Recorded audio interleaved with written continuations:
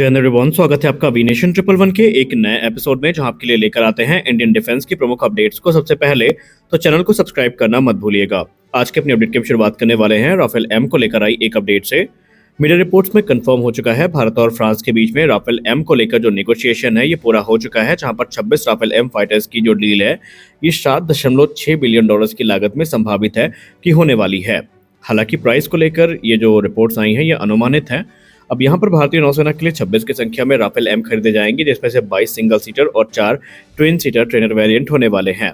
Reports में इंगित किया जा रहा है कि जो नेगोशिएशन है पूरा हो चुका है और जो अनुमान लगाया गया था पूर्व में कि अप्रैल में जो डील है ये फाइनलाइज हो सकती है, तो वैसा ही होने वाला है। जब फ्रांस के डिफेंस मिनिस्टर भारत के दौरे पर होंगे तो उस दौरान ये जो डील है फाइनलाइज कर ली जाएगी। मीडिया रिपोर्ट्स में इंगित किया गया है कि इंडिया स्पेसिफिक एनहांसमेंट्स को मानने के लिए फ्रांस तैयार हो चुका है और ये राफेल एम फाइटर्स आपको इंडिजिनस वेपनरी के साथ देखने को मिलेंगे, जिसमें अस्त्र और रुद्रम जैसी जो मिसाइल्स हैं वो आपको इस एयरक्राफ्ट के अंतर्गत देखने को मिल सकती हैं। भारतीय नौसेना ने स्पष्ट किया था कि वो भारतीय वायुसेना के साथ जो कॉमनैलिटी फैक्टर है इसको ध्यान में रखकर ही आगे बढ़ेंगे और इसी क्रम में जो राफेल एम की डील है वो यहाँ पर पूरी हो रही है। सबसे खास बात तो यहाँ पर ये होने वाली है कि ये आइरिस विक्रांत से ऑपरेट किए जाएंगे, लेकिन आने वाले भविष्य में ये जो राफेल फाइटर्स हैं इनको लेकर संभावनाएं ये भी हैं कि अगर टेडबीएफ प्रोग्राम थोड़ा और आगे पुश होता है तो एडिशनल कुछ ऑर्डर्स हैं वो भी दिए जा सकते हैं। हालांकि भारतीय नौसेना पूर्व में ये कहती रही है कि एडिशनल ऑर्डर नहीं दिए जाएंगे, लेकिन मीडिया रिपोर्ट्स में ये इंगित किया जा रहा है कि रिक्वायरमेंट के आधार पर अगर जो टेडबीएफ है इनकी टाइमलाइन स्लिप होती है तो भारतीय नौसेना अपनी रिक्वायरमेंट को पूरा करने के लिए कुछ और नंबर्स को ऐड कर सकती है। लेकिन फिलहाल सबकी नज़र अप्रैल में होगी जब इस एयरक्राफ्ट की जो डील है वो फाइनलाइज की जाएगी। राफेल एम ने F-18 सुपर हॉर्नेट को हरा करके ये कंपटीशन जीता है और आने वाले भविष्य में हमारे इंडिजिनस एयरक्राफ्ट कैरियर से ये आपको ऑपरेट होते दिखाई पड़ेंगे। हालांकि अभी इनको मिलने में कम से कम 2 से 3 वर्ष का समय लगने वाला है। जैसा कि आपको पता है कि भारत में प्राइवेट सेक्टर एक के बाद एक जो उल्लेखनीय कार्य है वो करता जा रहा है और इसी क्रम में नागपुर स्थित सोलर इंडस्ट्रीज के द्वारा एक बड़ी अनाउंसमेंट करी गई है, जहां पर उन्होंने ये कंफर्म कर दिया है कि भार्गव अस्त्र काउंटर अनमैन एरियल सिस्टम में 2 नए हार्ड किल इंटरसेप्टर कैपेबिलिटी को ऐड किया गया है।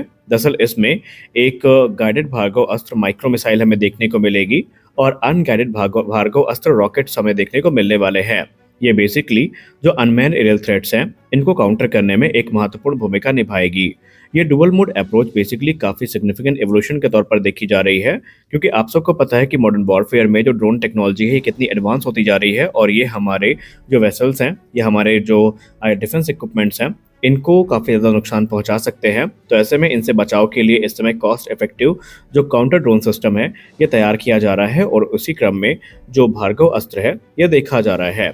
दरअसल यहाँ पर आपको बताते चले कि भार्गव अस्त्र CUAS जो है ये बेसिकली सोलर इंडस्ट्रीज की सब्सिडायरी इकोनॉमिक एक्सपोजर लिमिटेड के द्वारा बनाया गया है और इसको इस प्रकार से डिज़ाइन किया गया है कि मॉडर्न वॉरफेयर में जो अलग अलग प्रकार के ड्रोन थ्रेट्स हैं ये इनसे प्रोटेक्ट कर सके। इसमें ये लॉइटरिंग म्यूनिशन से लेकर के जो वेपनाइज्ड UAV स्वार्म है इनसे भी प्रोटेक्शन प्रदान कर सकता है। और ऐसे में जो सबसे बड़ा कंसर्न होता है कि हम अपने मिलिट्री इंस्टॉलेशंस को ड्रोन अटैक से कैसे बचाएं, तो उसके लिए ये एक परफेक्ट रिप्लाई के तौर पर देखा जा रहा है। आने वाले भविष्य में इस सिस्टम को और ज़्यादा इम्प्रूव किया जाएगा और ये जो मल्टी लेयर्ड अप्रोच है इसको ध्यान में रखकर बनाया जाएगा, जहां पर इसकी एडवांस डिटेक्शन जो टेक्निक है ये बेसिकली गाइडेड और अनगाइडेड हार्ड किल इंटरसेप्टर के तौर पर काम करेगी और एक प्रिसाइज प्रोटेक्शन प्रदान करेगी। आने वाले भविष्य में सोलर इंडस्ट्रीज ने पहले भी क्लियर कर दिया है कि आने वाले निकट भविष्य में इसके और ज़्यादा इम्प्रूव वेरिएंट हमें देखने को मिलेंगे, जो कि सेना की रिक्वायरमेंट को पूरा करने में सक्षम होंगे और ड्रोन से एक उचित सुरक्षा प्रदान करने वाले हैं। जैसा कि हम सब भली भांति जानते हैं कि भारतीय नौसेना ने अपना विजन 2047 सामने रखा है, जहां पर वो फ्यूचर की वॉरफेयर को ध्यान में रखते हुए अपनी ताकत को बढ़ाने की हर संभव प्रयास करने वाली है। और भारतीय नौसेना की तरफ से स्पष्ट किया जा चुका है कि उनका जो विजन 2047 है इसके अंतर्गत पहले वो twin engine Dick based fighter को प्राथमिकता देंगे, उसके बाद Dick based unmanned combat air vehicle जैसे घातक यूकैप का नेवल वेरिएंट हो गया इनको देखा जाएगा और फिर भारतीय नौसेना Dick based airborne warning and control system यानी डिक बेस्ड जो एवैक्स एयरक्राफ्ट हैं इनके तरफ देखने वाली है, ताकि भविष्य की जो थ्रेट हैं उनको काउंटर किया जा सके। मौजूदा समय में भारतीय नौसेना के पास INS विक्रमादित्य और INS विक्रांत नाम से 2 एक्टिव एयरक्राफ्ट कैरियर हैं, जो कि अभी कामोव के A-31 हेलीकॉप्टर पर डिपेंडेंट है एयरबॉर्न अर्ली वार्निंग के लिए।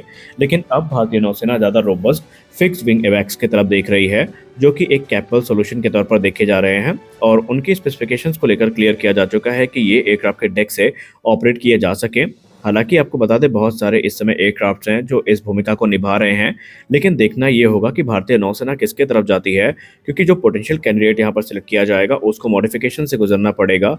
और डेक बेस ऑपरेशन और एवैक्स फंक्शनलिटी दो प्रमुख क्राइटेरिया हैं जिनको उन्हें पूरा करना होगा। भारतीय नौसेना ने पहले भी एक बार प्रयास किया था, लेकिन वो उस समय रद्द कर दिया गया। अभी भारतीय नौसेना कामुक 31 को ऑपरेट करती है, लेकिन इनकी लिमिटेशन भारतीय नौसेना को काफ़ी ज़्यादा इस समय परेशान कर रही हैं। अब यहाँ पर भारतीय नौसेना के सामने अगर हम ऑप्शन की बात करें, तो ऑप्शन की बात करने पर हमारे सामने दो नाम सबसे ऊपर आते हैं। पहला है नॉर्थ्रोप ग्रुमन का E-2D हॉकाई और दूसरा होने वाला है बोइंग V-22 ऑस्प्रे। हालांकि इनमें से दोनों एयरक्राफ्ट अभी से पोटेंशियल कैंडिडेट के तौर पर देखे जा रहे हैं। अमेरिका इनको ऑफर करेगा, भारतीय नौसेना इनको एक्सेप्ट करेगी, इस पॉइंट ऑफ टाइम पर आप टिप्पणी नहीं कर सकते। लेकिन ये दोनों प्लेटफॉर्म कैपेबल प्लेटफॉर्म है और प्रूवन प्लेटफॉर्म है और भारतीय नौसेना इनको देख सकती है। लेकिन आपको बता दें कि ये बेसिकली अगर हम E-2D हॉकाई की बात करें तो ये कैटोबार ऑपरेशन को ध्यान में रखकर कॉन्फ़िगर किए गए हैं और हमारे पास जो एयरक्राफ्ट कैरियर है ये इस्टोबार कॉन्फ़िगरेशन में देखने को मिलते हैं। तो देखना इंटरेस्टिंग होगा भारतीय नौसेना आगे चल के क्या करती है। हमारी अगली बड़ी अपडेट MBDA को लेकर आ रही है। यूरोपियन मिसाइल मैन्युफैक्चरर ने भारत के सामने एक नया प्रस्ताव रखा है, जहां पर वो advance short range air to air missile, जिसको हम एशरैम के नाम से जानते हैं, इसका जो नया इटरेशन है उस पर काम करने पर विचार कर रहे हैं। दरअसल उनके प्रस्ताव में ये कहा गया कि next generation close combat missile, जिसको NGCCM के नाम से भी जाना जाता है, जो कि भारतीय वायुसेना में ऑपरेशनल है, इसके नए वेरिएंट या नए इटरेशन पर वो काम करना चाहते हैं।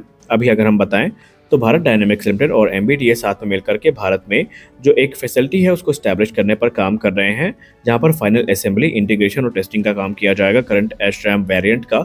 लेकिन आने वाले भविष्य में संभावनाएं प्रबल हैं कि जो नेक्स्ट जनरेशन वेरिएंट है इनके या नेक्स्ट वेरिएंट है वो भी भारत में बनाया जा सकता है। खैर, एशरैम को लेकर आपको बताते चलें कि इस समय इस मिसाइल को जैगुआर के अलावा तेजस मार्क 1A और तेजस मार्क 2 के लिए भी प्लान किया गया है और नंबर्स काफ़ी बड़े होने वाले हैं।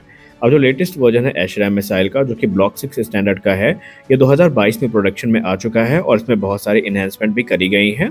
सबसे खास चीज़ तो यहाँ पर ये है कि इसमें एडवांस इंफ्रारेड सीकर का यूज़ किया गया है, जो कि डिज़ाइन किया गया है UK में, और ये बेसिकली एक क्रायोजेनिक कूलिंग सिस्टम के साथ भी हमें देखने को मिलता है, जो कि मिसाइल की परफॉर्मेंस को और लॉन्गेविटी को काफ़ी ज़्यादा यहाँ पर इम्प्रूव करते हैं।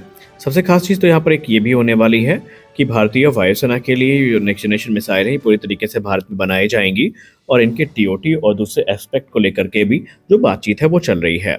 अब ये भारत के ऊपर है कि भारत MBDA के इस प्रस्ताव को स्वीकार करते हैं या नहीं, क्योंकि अभी यहाँ पर MBDA ने तो क्लियर कर दिया है कि वो कोड डेवलप करना चाहते हैं, लेकिन भारत की तरफ से इसका कोई जवाब नहीं दिया गया है। और अगर ये चीज़ होती है तो हम ब्लॉक 7 स्टैंडर्ड को भारत में बनाते दिखेंगे और ये मिसाइल काफ़ी इंप्रूवमेंट्स के साथ होगी, जो कि हमारे तेजस मार्क 2 और दूसरे जो फ्रंट लाइन फाइटर्स हैं उस पर यूज़ होती नजर आएगी।